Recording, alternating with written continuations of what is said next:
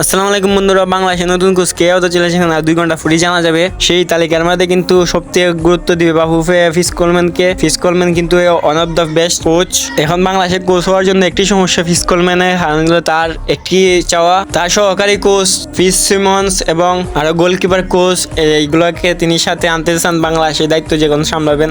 তো বাফুফের কথা হলো গিয়ে একমাত্র ফিসকোলম্যানকে তারা আনতে পারবে, তার সাথে যারা যারা কোচ আসবে তাদের বেতন দিবার টেকা নাই বাফুফের কাছে। ফিস সিমন্স কিন্তু অনেক ভালো একজন কোচ, তিনি ফুলহামের মতন ক্লাবকে তিনি কোচিং করিয়েছেন। সেই ফিস সিমন্সকে কিন্তু সহকারী কোচ হিসেবে আনতে চান ফিসকোলম্যান। ফিসকোলম্যানের সাথে সহকারী কোচ হিসেবে তিনি আরো গ্যারেথ বেলের ওয়েলসকে, ফিস সিমন্স এবং ফিসকোলম্যান তারা দুইজনে মিলে কিন্তু গ্যারেথ বেলের ওয়েলসকে ইউরো সেমিফাইনালে তুলেছিল।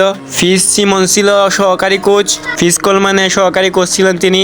তাই ফিসকোলম্যান চাচ্ছেন বাংলাদেশের দায়িত্ব সামলালে ফিস সিমন্সকে তিনি সহকারী কোচ হিসেবে আনতে চান। তো বাফুফে সাফ কথা হলো বাফুফের কাছে টেকা নাই, যদি আসতে চান একমাত্র তিনি ফিসকোলম্যানে আসতে পারবেন, তার সাথে কোনো সহকারী কোচ আসতে পারবে না। আজকে রবিবার 10 তারিখ জানানো হবে বাফুফে নতুন কোচকে কাকে আনতেছেন বাংলাদেশ টিমের জন্য। তো আর 2 ঘন্টা বা 1 ঘন্টা পরে জানানো হবে নতুন কোচ কে হতে চলেছেন বাংলাদেশের। তো এই তালিকার মধ্যে সব থেকে এগিয়ে আছেন ফিসকোলম্যান।